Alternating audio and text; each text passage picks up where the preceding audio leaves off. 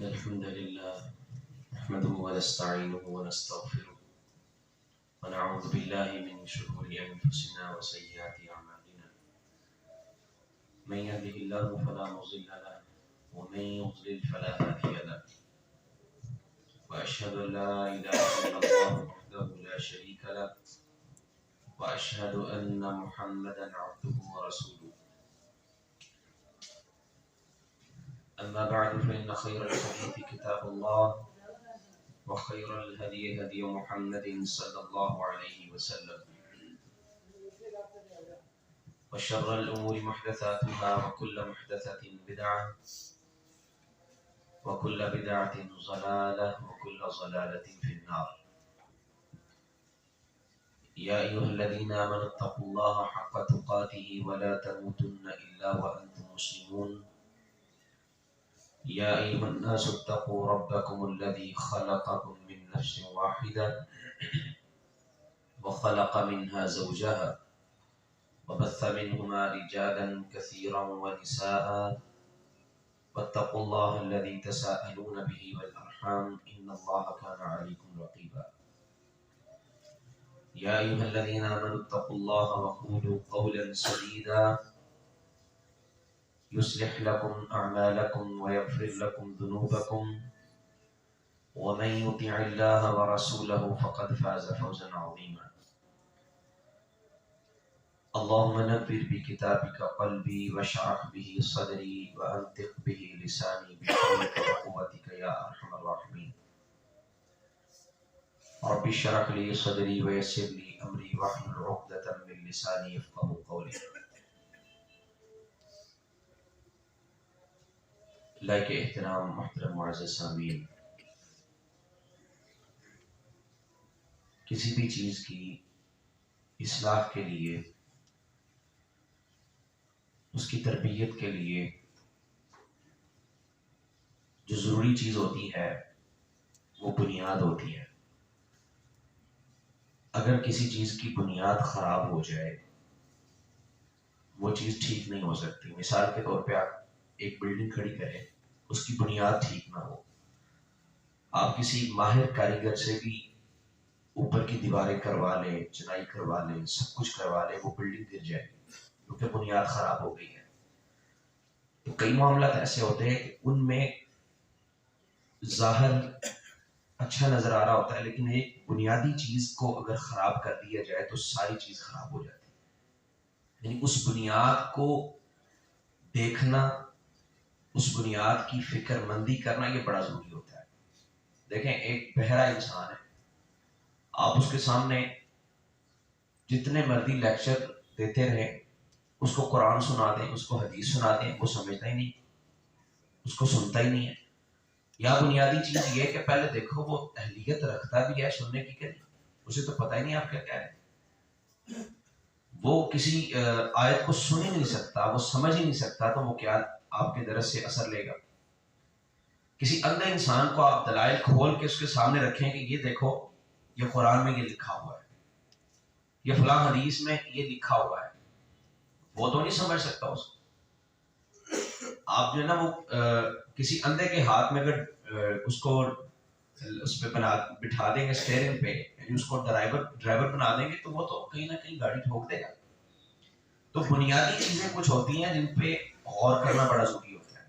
تربیت اولاد کی اگر کرنی ہے تو اس میں ایک بڑی بنیادی چیز ہے اور وہ ہے رزق حلال. ہمارے ہاں کیا ہوتا ہے، ہم سمجھتے ہیں کہ یہ اولاد کی تربیت ہو رہی ہے، سارے معاملات اچھے چل رہے ہیں، لیکن رزق کہاں سے آ رہا ہے، اس کے جو منہ میں لقمہ جا رہا ہے وہ کہاں سے جا رہا ہے، اس کے جسم کی پرورش کیسے ہو رہی ہے، اس کی توجہ بہت کم لوگ کرتے ہیں. بچہ اچھا ہے، گالی نہیں دیتا، والدین کا فرما بردار بھی ہے، اچھے گریڈ میں پاس بھی ہو جاتا ہے، سارے معاملات ٹھیک ٹھاک ہیں. ہاں یہ ایک چیز جو ہے نا اس پہ غور اگر نہیں کیا تو وہی بچہ کل کو وبال جان بن جائے گا. اس پہ غور کرنے کی بڑی ضرورت ہے.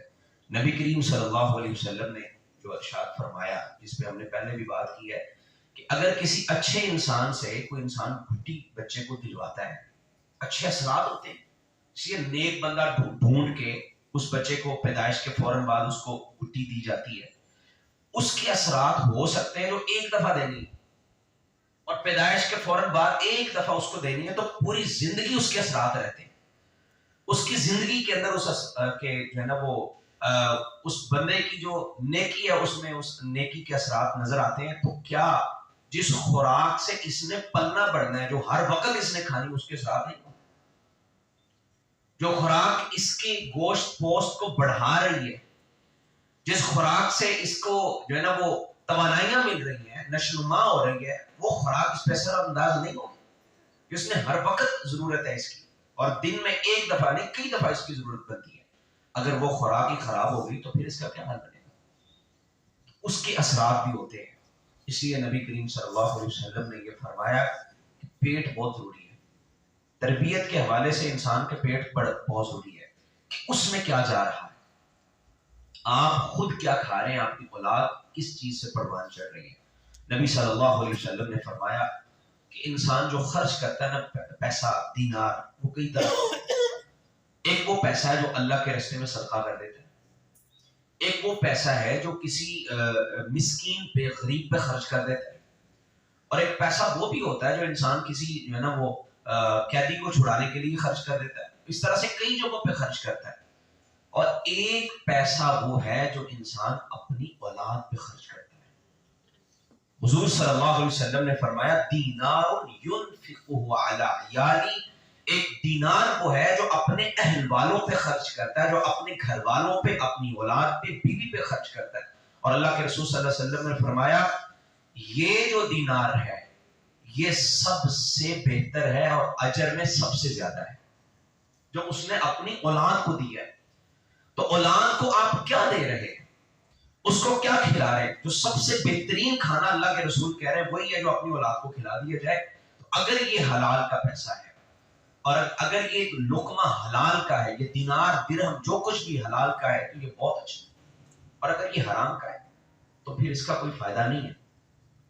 یہ اس کی نشوونما تو کرے گا، لیکن یہ جو بنیادی چیز آپ نے خراب کر دی، پھر اس کو جتنے مرضی آپ اس کے لیے ٹیوٹر ہائر کر لیں، جتنے مرضی لیکچر سنا دیں، قرآن سنا دیں، جو مرضی اس کی تربیت کے لیے آپ جتن کرتے رہے، آپ نے بنیاد ہی خراب کر دی ہے. اس کے پیٹ میں جو لقمہ ڈال دیا، اس کی پرورش حرام سے ہوئی ہے، اس کا پورا جسم حرام کی سے جو ہے نا وہ پل رہا ہے. یہ بچہ کبھی فرما بردار نہیں ہو سکتا. اور یہاں یاد رکھیے رزق حلال ہوتا کیا ہے. یہ نہیں ہے کہ آپ کہیں جی رزق حلال ایسے ہی ہے بس میں نے تو کبھی حرام نہیں کھایا جی، میں تو مٹن ہی کھاتا ہوں، میں تو چکن کھاتا ہوں جی، میں حرام کب کھاتا ہوں؟ ہم تو گھر میں پکی روٹی کر، میں نے تو کبھی خنزیر کھایا ہی نہیں. صبح کا گوشت تو ہمارے گھر نہیں کبھی پکا نا، کبھی ہم نے کوئی کتا یا گدھا وغیرہ تو حلال کر کے نہیں کھا لیا، تو یہ مطلب اس کو ذبح کر کے تو نہیں کھائے. یہ حرام ہے. صرف یہ حرام نہیں ہے، حرام یہ ہے آپ کہاں سے کما رہے ہیں اور پھر کہاں پہ لگا رہے ہیں اور کن ذرائع کے ذریعے سے لگا رہے ہیں. آپ کا اگر پیسہ حلال کا ہے، اگر پیسہ حرام کا ہے، مثال کے طور پر آپ اس حرام کے پیسے سے کچھ بھی خریدو گے حرام. اگر آپ کا پیسہ حلال ہے، آپ اس سے کوئی حرام جانور خرید دیتے ہو بھی حرام ہے. آپ کہتے ہیں نہیں ہم تو یہ چیز نہیں کھاتے، یہ گدھا تو حرام ہے. حرام کے پیسے سے خریدے یا اس کو حلال سے خریدے، حرام کے ذریعے سے آپ نے کما لیا اور اس کے بعد آپ کہتے ہیں میں تو مٹن کھا رہا ہوں، میں تو حرام چیز نہیں کھا رہا. لیکن آپ تو وہی حرام ہی کھا رہے ہیں. وہ ذرائع جن ذرائع سے آپ نے کمائی کی ہے وہ کہاں سے آئے؟ وہ حرام کے ذرائع تھے. اب ان کی وجہ سے یہ جو چیز آپ کھا رہے ہیں بڑے مزے لے کر، یہ نشوونما تو کر رہی ہے آپ کی، لیکن یہ حرام ہے. اس لیے اس پہ بڑی توجہ رکھیں، بڑی توجہ کریں کہ ہم پیسہ کہاں سے کما رہے ہیں، کہاں لگا رہے ہیں. حرام کے پیسے کا بکرا بھی حرام ہے، حلال کے پیسے کا خنزیر بھی حرام ہے. تو یہ توجہ والی بات ہے. حلال اور حرام تربیت میں بڑا اثر انداز ہوتا ہے. جو منہ میں لقمہ چلا گیا اگر وہ حرام کا ہوا تو تربیت ختم ہو جاتی ہے. دیکھیں نبی کریم صلی اللہ علیہ وسلم کا ایک فرمان ہے، آپ کو حدیث سناتا ہوں، آپ اس پہ ذرا غور کیجیے.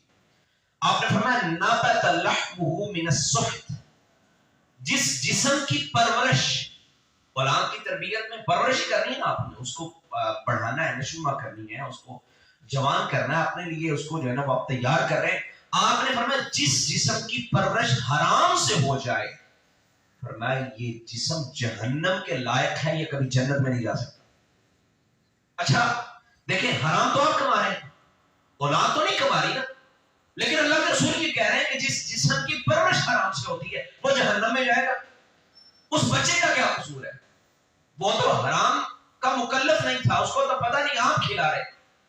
یہاں ایک نقطہ سمجھیے جو علماء نے محدثین نے یہاں سے اخذ کیا ہے، جو آپ کو سمجھ آ جائے گی بات کہ نبی صلی اللہ علیہ وسلم نے یہ کیوں کہا کہ حرام سے جس جسم کی پرورش ہو وہ جہنم میں جائے گا، حالانکہ پرورش تو کرنے والا کوئی اور ہے.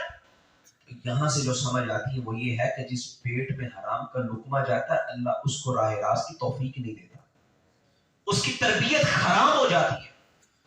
جب اس کی تربیت ٹھیک نہیں ہوتی وہ حرام کاریوں پہ لگ جاتا ہے، تو اس حرام کی وجہ سے اس کی جب تربیت خراب ہوئی وہ تربیت اس کی خراب ہوئی جہنم میں لے کے چلی جائے. تو عزیز ساتھیوں، پیٹ میں جا کیا رہا ہے، کیا کما رہے ہیں اور کہاں پہ لگا رہے ہیں، اس پہ بڑی توجہ کریں. اگر اولاد کی تربیت چاہتے ہیں، اللہ رب العزت نے قرآن مجید میں ایک پوری سورۃ مطففین رکھی ہے 30ویں پارے کے اندر. فرمایا وَيْلٌ لِّلْمُطَفِّفِينَ، وَيْل کہتے ہیں جہنم کی وادی کو، ہلاکت کو.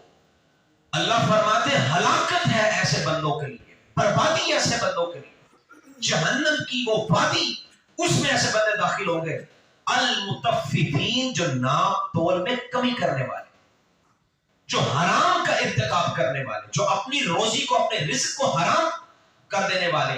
اور فرمایا کلا بل ران علی قلوبہم ما کانوا یکسبون، ان کے دلوں پہ زنک چڑھ گیا ہے اور ان کو کوئی حرام اور حلال کی تمیز نہیں ہے، ان کو بڑے چھوٹے کی تمیز نہیں ہے، ان کو اچھے اور برے کی تمیز ختم ہو جاتی ہے، دلوں پہ زنک آ جاتا ہے. اس کی وجہ کیا ہے؟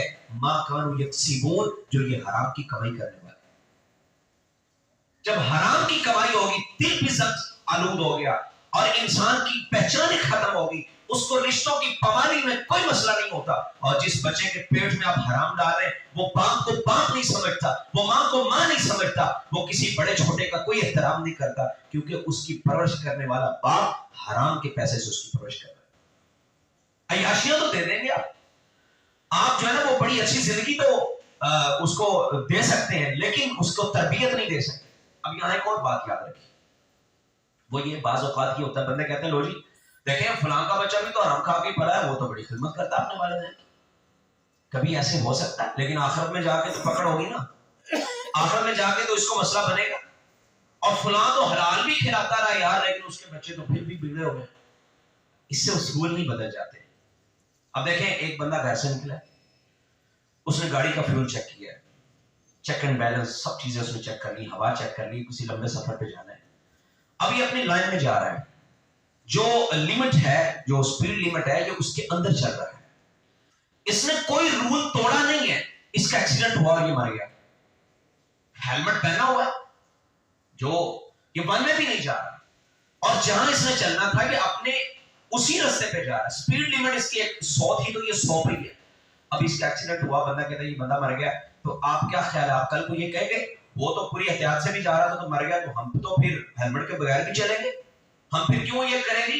ہمیں بھی اب 150 کی سپیڈ پہ جائیں گے، اب کسی محلے میں بھی ہم تو یہاں اگر ماڈل ٹاؤن کے اندر بھی گاڑی چلانی تو میں 200 کی سپیڈ پہ چلاؤں گا. ایسے کریں گے آپ؟ احتیاط اپنی جگہ پہ، وہ مر گیا وہاں پہ ہم کہہ سکتے ہیں کہ قسمت میں یہ لکھا ہے.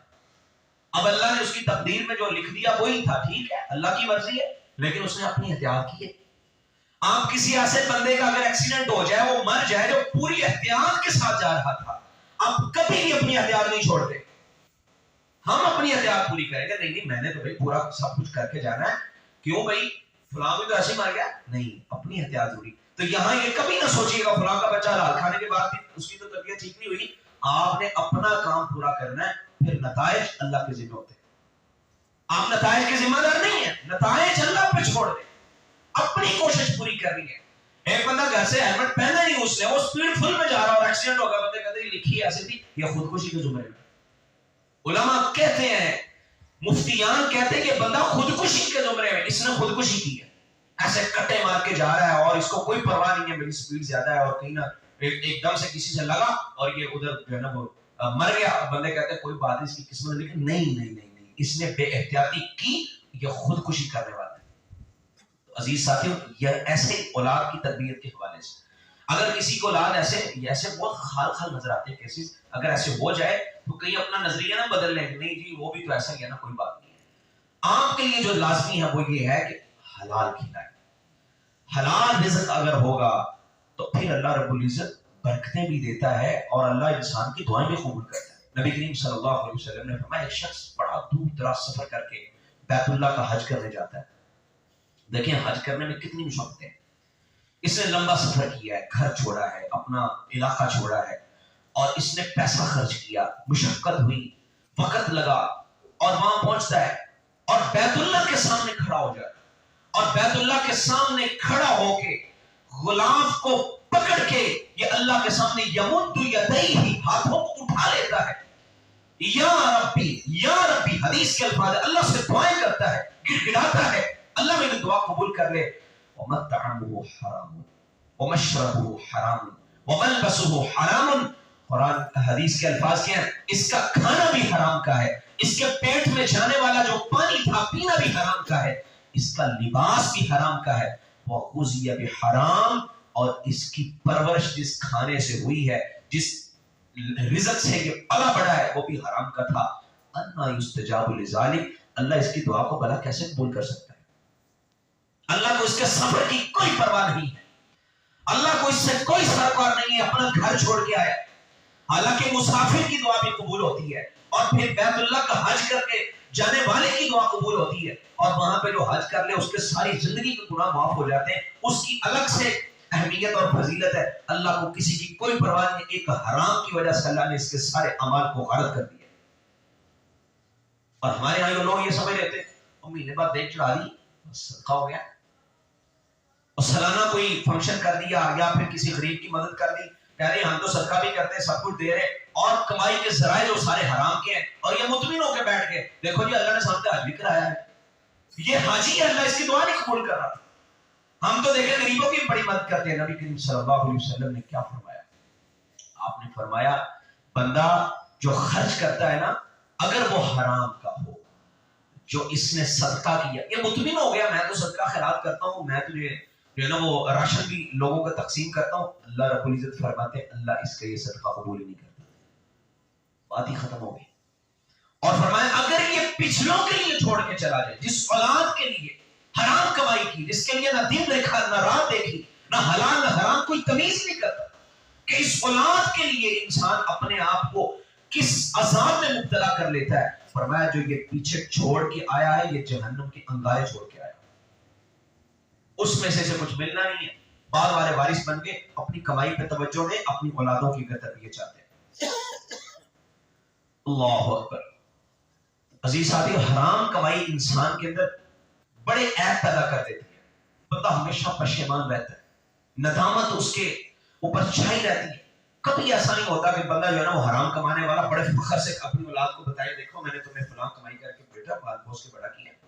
یہ فخر وہ کبھی جتا ہی نہیں سکتا، کیونکہ اس کو پتا حرام کی کمائی سے میں اولاد کو کیا بتا، میں نے فلاں ذرائع سے تمہاری تربیت کی ہے، فلاں ذرائع سے کما کے پھر تمہیں بلڈنگیں کھڑی کر کے دی، تمہیں گاڑیاں لے کے دی، تمہیں سہولیات دی، یاشیاں کروائی، تمہاری جو ہے نا وہ ٹہل سیوا کی، اور تمہارے چونچلے میں نے سارے دیکھے. یہ کبھی فخری انداز میں نہیں کہہ سکتا، کیونکہ یہ پشیمان ہے، شرمندہ ہے، اس کو خود پتا ہے، یہ گلٹی فیل کرتا ہے خود میں، اس کو پتا ہے میں نے تو غلط کیا. اور جو بندہ حلال کماتا اگرچہ وہ اولاد کو تھوڑا بھی دے لیکن وہ فخر کر سکتا ہے بیٹا یا بیٹی میں نے تم کو جو بھی کھلایا حلال کھلایا ہے، میری عزت رکھنا. یہ فخر کر سکتا اپنی اولاد، یہ کہہ سکتا ہے میں حلال کے ساتھ تمہیں تھوڑا بھی دے کے جا رہا ہوں لیکن حلال دے کے جا رہا ہوں. آپ تھوڑا دے کے جائیں لیکن وہ حلال کا ہو. کئی صحابہ ایسے دنیا سے گئے ان کے پاس کچھ بھی نہیں تھے.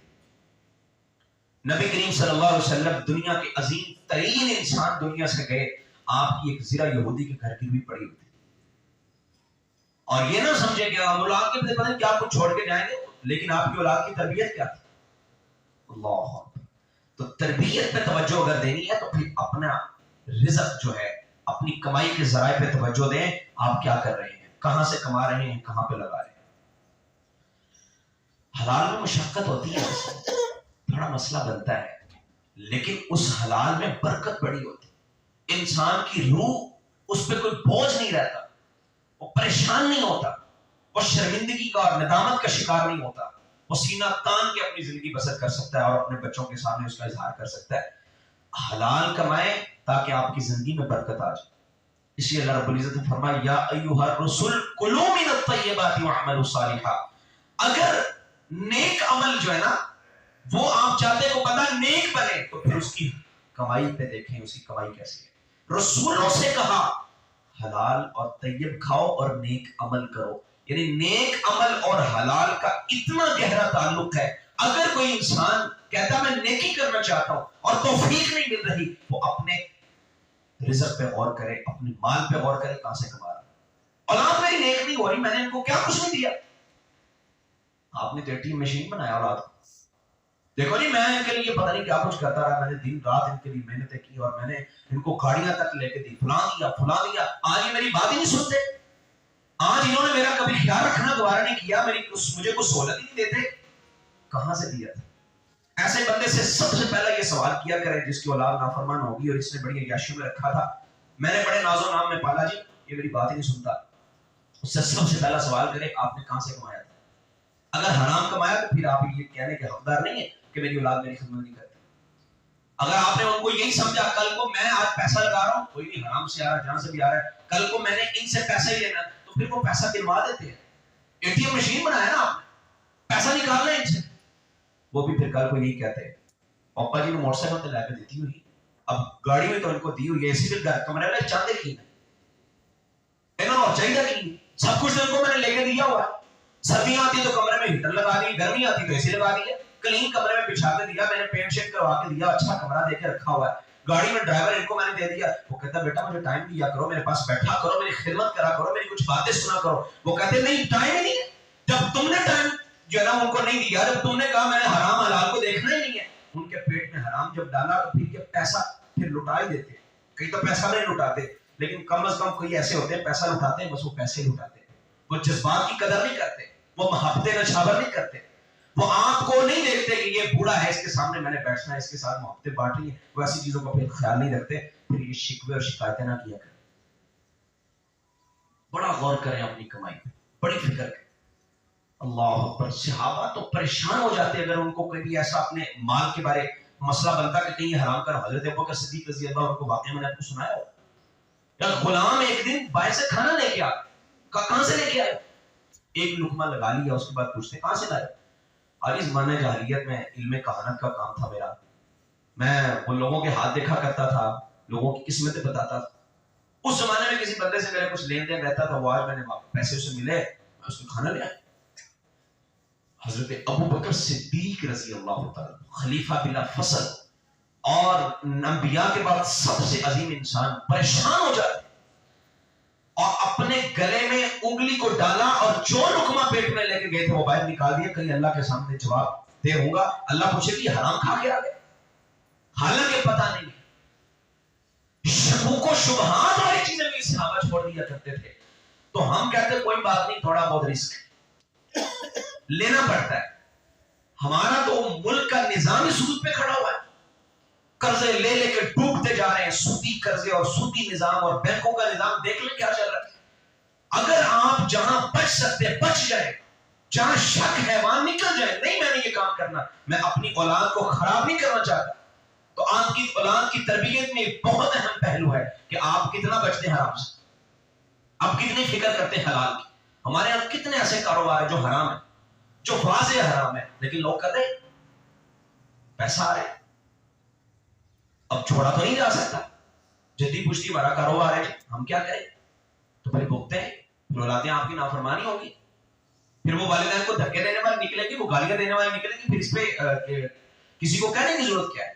تو یہاں میں اگر گنوانا شروع کر دوں کہ ہمارے ہاں کتنی ایسی چیزیں ہیں جو حرام ہیں، یہ پتہ نہیں کیا کچھ لوگوں نے نکال دیا، کوئی بولی بالی کی بیٹھی ہے، کوئی پرائز بانڈ ہے، اور کوئی گروی مکان لینے دینے والے سلسلے شروع ہوئے، یعنی یہ تو میں چھوٹی چھوٹی باتیں کر رہا ہوں، عجیب قسم کے معاملات لوگوں نے نکالے ہوئے اور ساری حرام کی قسمیں ہیں۔ بس یہ ہے کہ ہیلا کر کر آ کے اس کو حلال، کبھی کسی سے فتویٰ لے لیا، کبھی کسی سے پوچھ لیا، ٹھیک ہے تھوڑا بہت اس میں مسئلہ ہے، دیکھیں نا ایک مسئلے پہ کوئی کہہ رہا نہیں یہ حلال ہے، دوسرے کہہ رہے ہیں حرام ہے، شک پڑ گیا، اللہ نے کیسے بھی چھوڑ دیا، نبی صلی اللہ علیہ وسلم کیسے بھی چھوڑ، صحابہ سے بھی چھوڑ دیا۔ ایک عورت امام احمد بن حنبل کے پاس ہے رحمۃ اللہ علیہ، کہتی امام صاحب ایک مسئلہ بتائیے. اللہ اکبر، کیسے کیسے لوگ تھے وہ اپنے رزق اور مال پہ کتنے جو ہے نا وہ پرواہ کیا کرتے تھے، کتنے فکر مند تھے. کہتی ہے میں کپڑا جو ہے نا وہ کاتنے کا کام کرتی ہوں، کپڑے سلائی کرتی تھی، اسٹیچنگ کا کام، کوئی اس طرح کا کام تھا اس کا. کہتی میں رات کو بھی کام کر لیتی ہوں بسا اوقات، اور رات کو ایسے کبھی چاند کی چاندنی بڑی اچھی ہوتی ہے تو میں کام کر لیتی ہوں رات کو، روشنی کم ہوتی ہے لیکن کام بہرحال ہو جاتا ہے. کبھی کبھی بادشاہ وقت کی سواری گزرتی ہے تو اس کی روشنیاں ہوتی ہیں، ان میں کام کر لیتی ہوں. تو دو طرح کی باتیں یہاں پہ جو اس روایت کے اندر موجود ہے. ایک تو یہ ہے وہ کہتی ہے صبح کے وقت جو کام کرتی ہوں اس کی مزدوری میں الگ لیتی ہوں، اور رات کی مزدوری الگ، کیونکہ رات کو میرے چراغ کی روشنی، چراغ کے پیسے لگتے ہیں، اس کا تیل لگتا ہے تو میں اس کے پیسے بھی لیتی ہوں. لیکن جب کبھی تیل نہیں لگتا، چاند کی روشنی میں کام کرتی ہوں، تو کیا میں وہی پیسے چارج کر سکتی ہوں جو میں تیل کی وجہ سے لیتی ہوں؟ کیسی احتیاط. اور ایک دوسری بات جو یہاں پر لکھی ہوئی وہ یہ ہے، وہ یہ کہتی ہے کہ رات کو جو کام کرتی ہے اس کی کوالٹی میں تھوڑا سا فرق رہ جاتا ہے کیونکہ روشنی بدل ہوتی ہے، اور دن کو جو کام کرتی ہے اس کی کوالٹی ذرا زیادہ بہتر ہوتی ہے. کیا میں ان دونوں کو ملا کے بھیج سکتی ہوں؟ امام صاحب کہتے ہیں تو کس کی بیٹی ہے، تو اولاد کس کی ہے؟ یہ اتنا گہرا اور اتنا جو ہے باریک مسئلہ تو لے کے آئی ہے، اتنا اپنے مال کے بارے فکر مند ہے. کہتی میں بشر حافی کی بہن، اور وہ بھی ولی کامل تھے اپنے زمانے.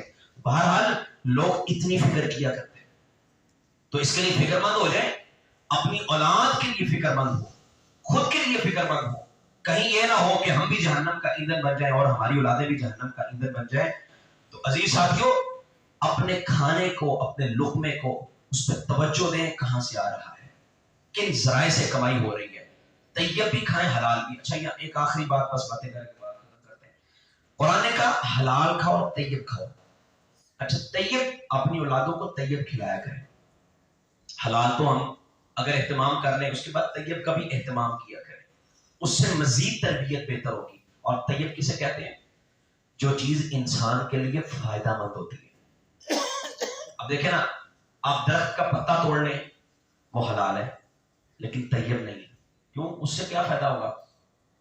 آپ لکڑی کھا لیں، اگر لکڑی حرام ہے؟ حرام تو نہیں، مطلب حلال ہے، لیکن آپ اس کو اگر کھا لیں گے وہ فائدہ نہیں دے، طیب نہیں ہے. اور اسی طرح غیر اللہ کے نام پہ اگر کوئی جانور ذبح کر دیتا ہے، جیسے ہمارے ہاں لوگ کہتے ہیں فلاں بابے کے نام کی یہ چیز نظر ہے، فلاں کے نام کی نظر. بھی رجب آیا، رجب کے اندر لوگوں نے نظروں نیاز شروع کر دی، یہ فلاں کے نام کی ہے، یہ زینب کے نام کی نظر، یہ فاطمہ کے نام کی نظر. وہ تو صحابیات ہی رضی اللہ عنہن. تو ہمیں اس طرح کی غیر اللہ کے نام پہ اگر کوئی دے دیا جائے چیز، وہ بھی حرام ہے. قرآن نے کہا کہ وما اہل به لغیر اللہ، ہے وہ حلال لیکن وہ طیب نہیں ہے. طیب ہے مطلب وہ ہے طیب لیکن حلال نہیں ہے. اب دیکھ میں نے مثال دی، پتا درخت کا اگر آپ کھا لیتے ہیں وہ حلال ہے لیکن طیب نہیں ہے. اگر آپ جانور کو ایسا کھاتے ہیں جو کسی غیر اللہ کے نام کا دیا ہوا ہے، وہ جانور ہے تو حرام لیکن طیب ہے، فائدہ تو دے گا بعد کیونکہ وہ کھانے والی چیز ہے. تو اس طرح طیب بھی کھلائے. کئی ایسی خوراکیں ہوتی ہیں، کئی ایسی چیزیں ہیں جیسے آج کل کے کئی بچے ہیں انہوں نے کھانا ہی فاسٹ فوڈ ہے، یا انہوں نے کھانی کوئی ایسی چیزیں جو صحت کے لیے مضر ہوتی ہیں، ان سے بھی اجتناب کریں. رزق بھی حلال کا اور ساتھ طیب کا بھی اہتمام کیا کریں کہ جو بھی کھائے فائدہ مند چیز ہو، اس کے پیٹ میں جو بھی جائے وہ فائدہ مند ہو. یہ کیمیکل والی چیزیں اور اس طرح کی چیزوں سے بہرحال پرہیز کرنا چاہیے. اب ایک دو واقعات میں اپنی بات کو ختم کرتا ہوں کہ رزق حلال اگر ہو تو پھر کیسے رویے جنم لیتے ہیں، پھر کیسی اولادیں ہوتی ہیں. میں اس بات کے لیے میں نے نا ایک میسج کیا ہوا تھا دوستوں کو، جمعے کی تیاری کے لیے. اب کبھی اس طرح سے بھی تیاری کرتے ہیں، صرف کتابوں سے تیاری نہیں ہوتی، کبھی انسان مشاہدات بھی لوگوں کے سنتا ہے. تو میں نے کہا کسی کے مشاہدے میں کوئی ایسی بات آئی ہو، میں نے دوستوں کو میسج کیا تو کوئی مجھے وہ بتائے. ایک دوست کہتا میرے ابو کے بڑے قریبی دوست ہیں، ان کا واقعہ. اب وہ واقعہ ایک دوسرے واقعے سے مل گیا، تو میں نے کہا چلیں گے اس کو نا آخر میں رکھیں گے. دونوں واقعوں پہ میں اپنی بات کو ختم کرنے لگوں. وہ کہتے ہیں میرے ابو کے دوست ہیں، تو وہ انہوں نے ساری زندگی اللہ سے کوئی تعلق نہیں جوڑا، نہ حلال دیکھا نہ حرام دیکھا، بس اولاد کی تربیت ان کو چاہیے تھی، اولاد پلنی چاہیے، عیاشیاں ہونی چاہیے. تو انہوں نے اللہ کے ساتھ کوئی تعلق نہیں ہے، یعنی حرام کی پرواہ نہیں ہے. اب جب بڑے ہو گئے، اب اولاد ان کے سامنے اور بڑا فخر ہے اولاد پہ کہ میرے بچے ہیں. مجھے ان پہ فخر ہے، یہ میری خدمت گزار ہے. ایک مسئلہ بنا، ان کا ایک گردہ خراب ہو گیا. اب یہ ہاسپٹل گئے، جب ڈاکٹر نے چیک کیا انہوں نے کہا جی آپ کا گردہ اگر تو ٹرانسپلانٹ ہو جائے تو پھر تو ٹھیک ہے، ورنہ یہ مسئلہ آپ کی موت ہو سکتی ہے. ایک خراب ہو گیا اور ایک تھوڑا سا مطلب کم خراب تھا، بس وہ قریب تھا کہ وہ خراب ہو جائے گا، اس طرح سے بات. تو وہ کہتے میں ڈاکٹر کو، میں نے کہا مسئلہ ہی کوئی نہیں، میرے بچے ہیں، میری بیوی ہے، میں تو کہیں سے بھی مل جائے گا مجھے. اس نے اپنی بیوی کو بلایا، اس نے صاف انکار کر دیا. اس نے کہا یہ آپ تو اب جا رہے ہیں، زندگی ختم ہو رہی، تو میں بچوں کے پیچھے میں ساتھ رہوں گی، میں تو دور کر دے سکتا. اب یہ بڑے مان کے ساتھ، یعنی ان ایکسپیکٹڈ، اس کو توقع ہی نہیں ہے کہ میری بیوی مجھے یہ جواب دے. ایسے کیسے ممکن ہے؟ میں نے کیا نہیں کیا ہے کہ ایسے ہوتا ہے جب حرام کھلایا. بیٹوں کو بلایا، کہتا بیٹا مجھے یہ ضرورت ہے. تو بیٹا دیکھیں باپ کے لیے کیا کچھ نہیں کر سکتا. باپ نے تو اس کے لیے سارا کچھ کیا نا، کما کے اس کو بڑا کیا، اور ماں نے اس کے لیے محنتیں کی. اب یہ بیٹا ایک اپنا گردہ دے دے تو کوئی مسئلہ نہیں. بیٹوں کو بلایا، بیٹے نے کہا ابا جی آپ تو زندگی گزار چکے ہیں، ہمیں گردہ دے دے پھر بندہ کمزور بھی ہو سکتا ہے، اور ایک گردے کے ساتھ وہ والی صحت تو نہیں ہوتی جو دو کے ساتھ ہوتی ہے، تو ہم نہیں ایسا کریں. چٹا جواب دے دیا، صاف انکار کر دیا. کہتے ہیں بھائی ہم نہیں دے، چھوڑ کے چلے گئے اسے. اب ڈاکٹرز اس کا انتظار کر رہے ہیں، لٹرلی انتظار کر رہے ہیں کہ اب جلدی سے یہ جو ہے نا وہ اس کی موت ہو اور ہم اس کو ڈسچارج کر دیں. تو وہ کہتے ہیں اس رات وہ اللہ سے کہتا اللہ آج پہلی دفعہ تیرے سامنے بیٹھوں، کبھی زندگی میں اللہ کو یاد ہی نہیں کیا، کبھی میں نے تجھے نہیں دیکھا، کبھی میں نے اپنی کمائی پر توجہ نہیں دی، آج پہلی دفعہ اللہ تیرے سے تعلق جوڑا ہے، اللہ تو ہی سے دے سکتا ہے. تو بہرحال یہ میرا موضوع نہیں ہے اس کی، یعنی یہ توبہ قبول ہو گئی. میں یہ کہنا چاہتا ہوں اس کی اولاد دیکھیں کیسی نافرمان تھی، بہرحال اللہ نے اس کو صحت دے دی. اور آج بھی وہ میرے دوست بتا رہے تھے، جواد احمد صاحب ہیں، انجینئر ہیں، ملائیشیا سے ماشاءاللہ پڑھ کے ہیں، وہ کہتے ہیں آج بھی وہ اپنی سٹوری سنا کے لوگوں کی اصلاح کرتا ہے. اور یہاں دوسرا واقعہ جو میں آپ کو بتانا چاہتا ہوں، وہ کل ایک جنازہ تھا. علماء جانتے ہوں گے جو دین والوں سے تعلق رکھتے ہیں، ان کو پتا ہوگا کل شفیق الرحمان فرق صاحب پرسوں فوت ہوئے تھے، کل ان کا جنازہ تھا. بحریہ ٹاؤن میں ایک ہاسپٹل میں فوت ہوئے. اللہ اکبر. شفیق الرحمان فرق صاحب ابن تیمیہ مدرسہ یا رائبن روڈ پہ وہاں مدرس تھے رحمۃ اللہ علیہ، اللہ کو خلیق رحمت کرے. ان کے بیٹے ہمارے ساتھ پڑھتے رہے. کل میں نے ان کے بیٹے کو فون کیا اپنے اس موضوع کی تیاری کے لیے.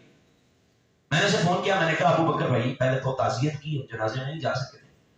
اس کے بعد میں نے کہا ابو کی کیا حالت تھی، کیا معاملات تھے. دیکھیں وہ مولوی صاحب کیا کمائی کرتے ہوں گے، سب سے میں کہتا ہوں سب سے کم تنخواہ ان مولویوں کی ہوتی ہے.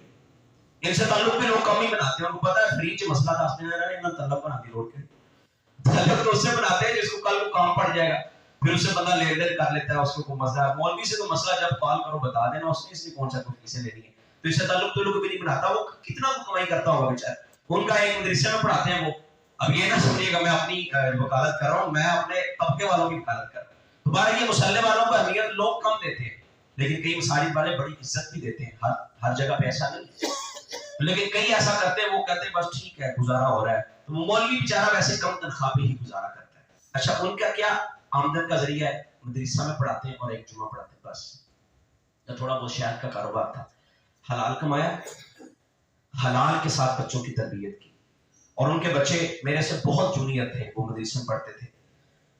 ہاسپٹل گئے، مسئلہ بنا، انہوں نے کہا جی گردے واش ہو گئے، مسئلہ خراب ہو گیا. کہتا میں نے کہا اس کے فون پہ پوری سٹوری سنی ابو بکر شفیق سے، اس کے ابو فوت ہوئے. کہتا انہوں نے کہا جی ڈائلسس ہو گئے، وہ کبھی کرتے اور کبھی جو ہے نا وہ نہیں ہوتا، لیکن وہ کہتے اگر آپ ٹرانسپلانٹ کرا لیں تو پھر آپ بچ سکتے ہیں، یہ گردے واش ہونے والی تکلیف سے بھی بچ جائیں گے. تو کہتے ہیں ان کی بیوی تیار ہوگی سب سے پہلے. اس نے کہا میں گردہ دوں، میرا خامد ہے، لیکن بلڈ میچ نہیں ہوا. پھر انہوں نے اپنے بیٹوں کو بلایا، سب سے بڑا بیٹا، اس نے کہا ابا جی میں حاضر، میں گردہ دوں گا. یہ رویہ کیوں نکلا، یہ کیوں ہوا؟ اس نے کہا ابا جان میں کس لیے ہوں، میں گردہ آپ کو دینے کے لیے تیار ہوں. لیکن اس بیٹے کے بھی جب ٹیسٹ ہوئے تو اس کو بھی کوئی مسئلہ نکل آیا. اس کے تایا جان تیار ہوئے، ان کو شوگر نکل آئی. وہ ابو بکر جو ان کا سب سے چھوٹا بیٹا ہے، اس کا معاملہ ٹھیک رہا. میں نے کہا ابو بکر تمہاری طبیعت کیسی ہے؟ کہتا ٹھیک ہوں. میں نے یقین جانے لٹرلی میں نے یہ خود اسے پوچھا، میں نے کہا تمہیں لگا نہیں کہ گردے کے ساتھ کیسے زندگی بسر ہوگی؟ میں گردہ دے رہا ہوں، میں صحت خراب ہو جائے گی، کمزوری ہوگی. اس نے مجھے پتا کیا جواب دیا؟ کہتا ماں پہ تو بعد کبھی کچھ آیا نہیں. کیوں دیا اس نے یہ جواب؟ حلال کھانا کھلایا تھا اسے. اگر حلال کی تربیت ہو، اولاد ایسی جو ہے نا اس کے رویے نکلتے ہیں. اور کل ان کا جنازہ ہو گیا، اللہ کی کرنی تھی، گردہ لینے کے باوجود بھی وہ فوت ہو گئے. اب وہ بچے کا اپنے کا گردہ لے کے قبر میں گئے.